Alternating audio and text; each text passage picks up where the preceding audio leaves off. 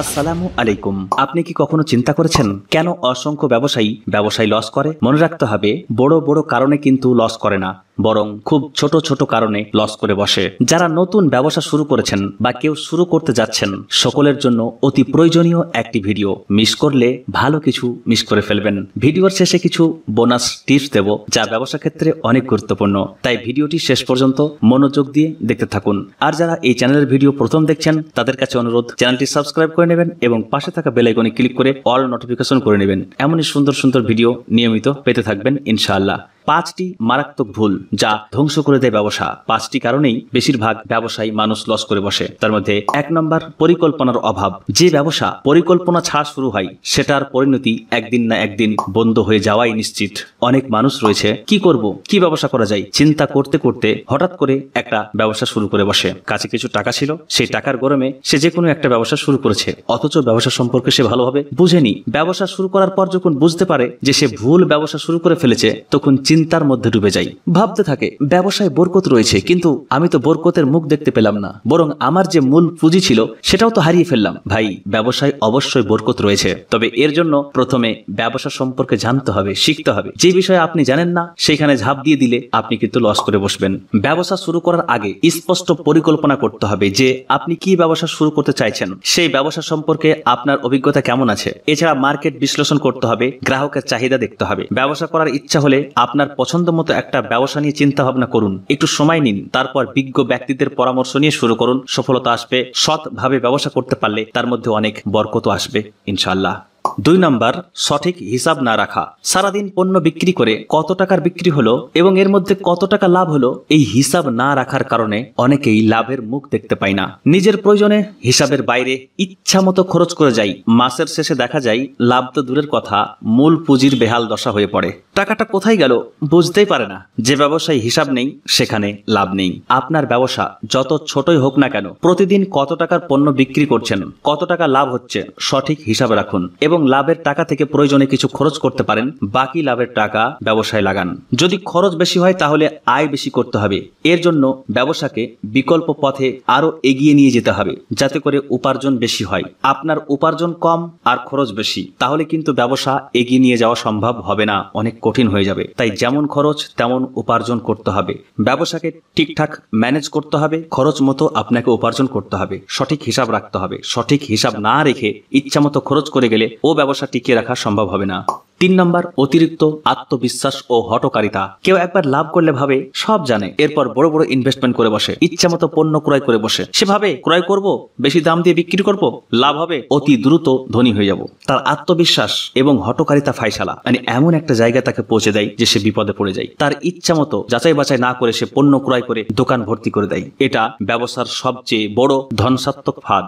বাজারে লাভ যেমন হঠাৎ আসে, তেমন হঠাৎ হারিয়েও যায়। তাই বুদ্ধি দিয়ে চলা চাই, লোভ করে নয়। একটা কথা মনে রাখতে হবে, ব্যবসা তারাই ভালো করতে পারবে যারা বুদ্ধিমত্তার সঙ্গে আস্তে আস্তে এগিয়ে যাবে, যাদের মধ্যে অতিরিক্ত আত্মবিশ্বাস, অতি লোভ এবং হঠকারিতা রয়েছে। কিছু টাকা রয়েছে, গরম আছে, একবার লাভ করেছে, সে ভাবছে সব দুনিয়া জয় করে ফেলবো। কিন্তু এইভাবে ব্যবসা হয় না। এমন কিছু পণ্য স্টক করে ফেলেছে, এবার সেই পণ্য বিক্রি হচ্ছে না, তখন মাথায় হাত দিয়ে বসে রয়েছে, কি করলাম, কি হলো। এভাবেই ব্যবসায়ী লস হয়ে যায়। ভাই, ব্যবসা সম্পর্কে শিখতে হবে, বুঝতে হবে, জানতে হবে, মার্কেট রিসার্চ করতে হবে, তারপরে শুরু করা যাবে। 4 নম্বর, বাজারে পরিবর্তন বোঝার অক্ষমতা। ট্রেন্ড বদলায়, ক্রেতার চাহিদা বদলায়, কিন্তু অনেক ব্যবসায়ী পুরনো ধরনে আটকে থাকে। নতুন চিন্তা না আনলে টিকে থাকা যায় না। একসময় নোকিয়া কোম্পানির ফোন মার্কেট জুড়ে ছিল, কিন্তু এখন তার নামও গন্ধ পাওয়া যায় না। একটাই কারণ, সে সময়ের সঙ্গে পরিবর্তন হতে পারেনি। পরে অনেকবার চেষ্টা করেছে উঠে দাঁড়ানোর, কিন্তু দাঁড়াতে পারেনি। সেই জায়গায় আর ফিরে আসতে পারেনি। যে সময়ের সাথে বদলাতে জানে না, সে বাজারে টিকে থাকতে পারে না। তাই আপনি যে ব্যবসা করছেন, এই পণ্যের চাহিদা সবসময় কেমন থাকছে, সব সময় আপনাকে অ্যানালাইসিস করতে হবে। নিত্য নতুন কি আসছে, যে পণ্য বিক্রি করছেন তার চাইতে আপগ্রেড কি আসছে, সেই সমস্ত বিষয়ে জানতে হবে, বুঝতে হবে। যদি সময়ের সঙ্গে নিজেকে পরিবর্তন না করতে পারেন, তাহলে অনেক পিছিয়ে যাবেন। এমন একটা সময় আসবে ব্যবসা বন্ধ করতে বাধ্য হবেন। 5 নম্বর, সততা ও ধৈর্যের অভাব।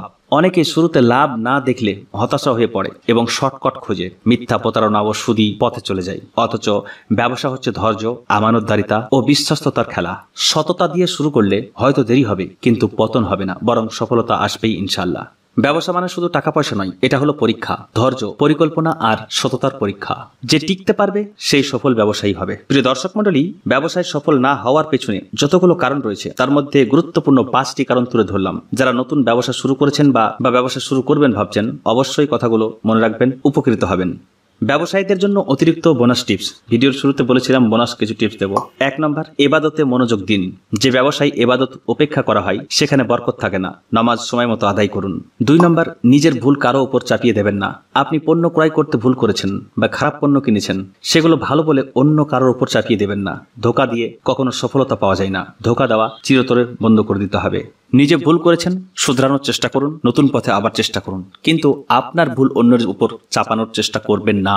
3 নম্বর, পণ্যের মানে কখনো আপোষ করবেন না। গ্রাহক একবার ঠকলে সে আর ফিরবে না, কিন্তু একবার খুশি হলে সে আরো 10 জন কিনে আসবে। তাই কখনো প্রোডাক্টের কোয়ালিটির সঙ্গে কম্প্রোমাইজ করবেন না।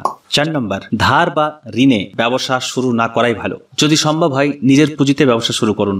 ঋণ নিয়ে শুরু করলে প্রথম লাভটাই হয়তো সুদে চলে যাবে, আর সুদ এমনিতেই হারাম, ওতে বরকত নেই। আপনি অল্প পুঁজিতে আস্তে আস্তে ব্যবসা শুরু করুন, অথবা ব্যবসা শুরু করতে পারেন মোদারাবা সিস্টেমে, মোশারাকা সিস্টেমে, যা আমি আগে অন্যান্য ভিডিওতে আলোচনা করেছি।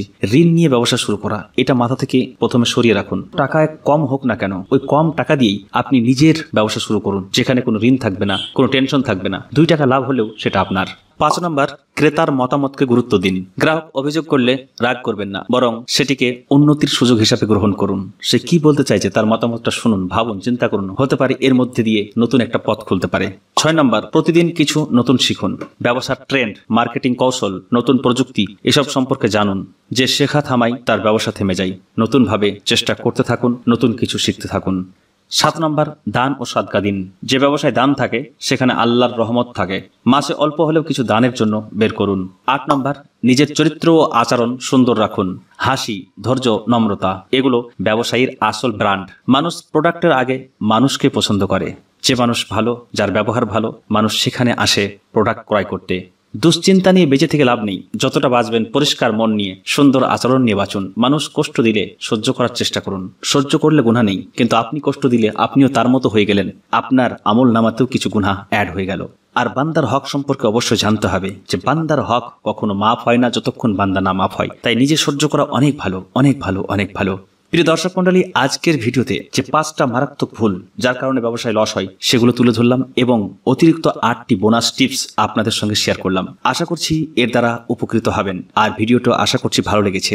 যদি ভালো লাগে অবশ্যই কমেন্ট করে মতামত জানাবেন। আর এতক্ষণ পর্যন্ত যদি ভিডিওটি দেখে থাকেন আর যদি ভালো লেগে থাকে তাহলে অবশ্যই চ্যানেলটি সাবস্ক্রাইব করবেন, পাশে থাকা বেল আইকনে ক্লিক করে অল নোটিফিকেশন করে নেবেন। আমি চেষ্টা করব এই জাতীয় সুন্দর সুন্দর ভিডিওগুলো নিয়মিত আপনাদের সামনে পেশ করার। তো সকলে ভালো থাকবেন, কথা হবে আরেকটি পরবর্তী ভিডিওতে। আসসালামু আলাইকুম।